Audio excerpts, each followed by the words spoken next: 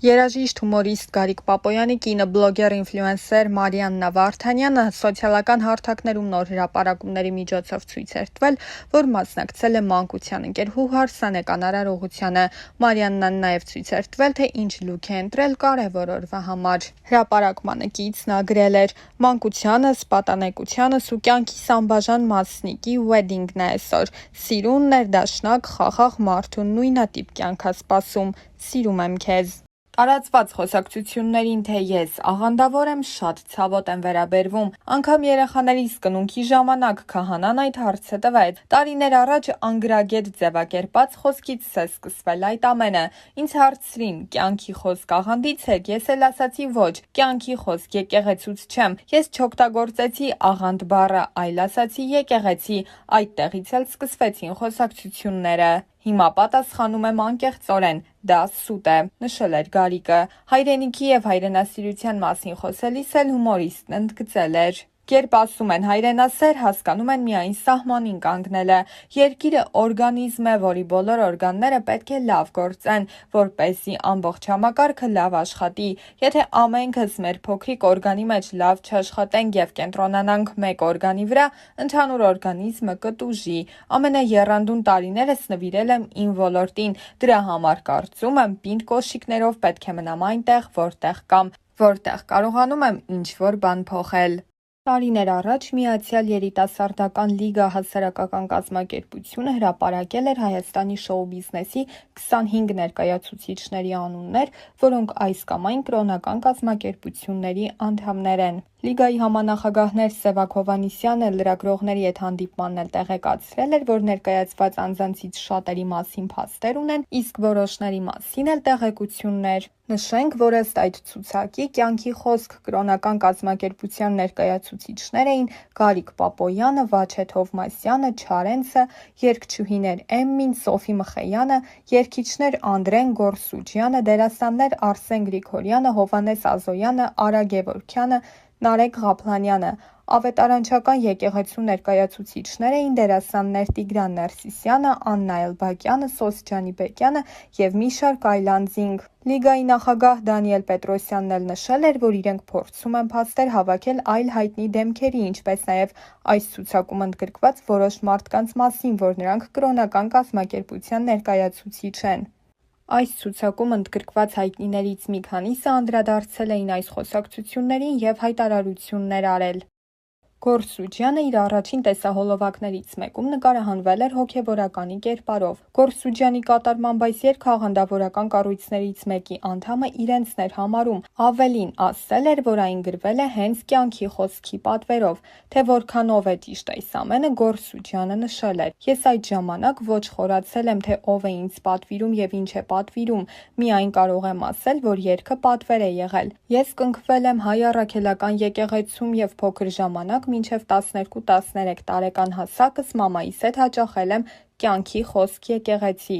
Իսկ երբ մեծացա 14 տարեկանից հետո էլ չեմ գնացել և ոչ մի կրոնական հավաքույթների չեմ մասնակցել։ Իմ համար եկեղեցին բեմն է։ Ամեն դեպքում ես ընդունում եմ Հայ Առաքելական եկեղեցին և աղանդներին դեմ եմ»։ Երգչուհի Արմինկայի անունը նույնպես տարիներ շարունակ ամենաքննարկվողներից մեկն է որպես կյանքի խոսք աղանդավորական եկեղեցու անդամ։ Արմինկան մեկ անգամ չէ, որ անդրադարձել է այս տեղեկություններին, չնայած դրան չի հերքել, որ հաճախել է կյանքի խոսքի հավաքներին։ Երբ որ մարդիկ սկսում են իմ անվան շուրջ ինչ-որ հիմար բաներ քննարկել, դա ինձ բնավ չի հետաքրքրում, ես տարիներ շարունակ հերքում եմ, բայց ինչ-որ բան փոխվում է դրանից։ Ես ասում եմ, որ ես աղանդավոր չեմ, եթե մարդիկ կան, ովքեր կարող են փաստերով ապացուցել, որ ես աղանդավոր եմ, ես կրկնակի անգամ կարող եմ փաստերով ապացուցել, որ ես աղանդավոր չեմ։ Ես ինչի որ մասնակցում եմ, դա իմ անձնական խնդիրն է, հոգևոր կլինի, ոչ հոգևոր կլինի, դա իմ անձնական գործն է, թող դա ոչ մեկին չհուզի։ Ես աղանդավոր չեմ ու բարձրաձայն ասում եմ դրա մասին, նույնիսկ կարող եմ գոռալով ասել, ինչ անում եմ տարիներ շարունակ։ Եթե մարդիկ աղանդը ու նորմալ քրիստոնեական հավատքը իրարից չեն տարբերում, դա իրենց մեծ խնդիրն է, դա ոչ մեկիդ պրոբլեմը չէ։ Իսկ ահա երգիչ Մհեր Արմենյան խոստովանել էր, որ հաճախում է կյանքի խոսք, ավելին՝ ֆինանսավորվում է նրանց կողմից։ Քրիստոնեությունը շատ ճյուղեր ունի եւ ամեն մարդ ընտրում է այն, որն իրեն հոգեպես ավելի մոտ է։ Ինչ որ մարդիկ երբ ասում են աղանդավոր է, ես կարող եմ բացատրել, որ ավետարանչական եկեղեցին բողոքական եկեղեցու ճյուղն է։ Ինձ միշտ շատ է դուր եկել ավետարանչական եկեղեցին, երբ սևամորթները երգել են Ալելույա։ Ռուսաստանում ես վերջապես գտա այդ եկեղեցին, որը կոչվում էր Բլագայա Վեստ, որտեղ նույնը, որն ամերիկյան էր, արվում էր ուղղակի ռուսերենով եւ հովիվը ամերիկացի էր։ Հայաստանում կա մեր եկեղեցին, որը կոչվում է Կյանքի խոսք։ Մեր ժողովուրդն ուղղակի չգիտի ինչ է կոչվում աղանդ։ Ես ինքս գիտեմ ինչ է աղանդը եւ ես պաշտոնապես կարող եմ ասել. զգույշ եղեք Եհովայի վկաներից։ Ինչ վերաբերում է հովանավորչությանը, ապա եթե ինձ Կյանքի խոսք եկեղեցին օգնում է տարբեր բաներով, ես իրավունք չունեմ հրաժարվել այդ օգնությունից։ Հայ առաքելական եկեղեցին ինձ չի օգնում։ Արսեն Գրիգորյանն էլ հայ առաքելական եկեղեցուց մյուս շեղվածների նման հայտարարել էր, որ ինքն աղանդավոր չէ, այլ ընդամենը բողոքական։ Ես ոչ մի աղանդի չեմ հարում, ես քրիստոնյա եմ եւ հարում եմ բողոքական ճյուղին եւ ես չեմ կարծում, որ դա աղանդ է։ Իսկ եթե ինչ-որ մեկը բողոքական ճյուղը համարում է աղանդ, ապա ես կարծում եմ, որ ինքը ընդհանրապես ծանոթ չէ կրոնի պատմությանը ու տեղյակ չէ, որ բողոքական ճյուղն աղանդ չէ։ Ես քրիստոնյա եմ եւ սիրում եմ Սուրբ Երրորդությունն ու ընդունում եմ։ Եթե հորը, որդուն եւ Սուրբ Հոգուն ընդունել աղանդավոր է, չգիտեմ արդեն։ Դա աղանդ համարելը անմտություն է ու փոքրինչ ոչ լիարժեք ինֆորմացիա ունենալու արդյունք է։ Դերասանուհի Ջուլիետտա Ստեփանյանը նույնպես խոստովանել էր, որ ինքը ներկա է գտնվել Կյանքի խոսք աղանդավորական շարժման հավաքներին եւ նա նույնպես կարծում է, որ սա աղանդ չէ։ Դա եղել է 7-8 տարի առաջ։ Ես այնտեղ հաճախել եմ մի 2 անգամ, դա չի կարելի համեմատել Եհովայի վկաների հետ։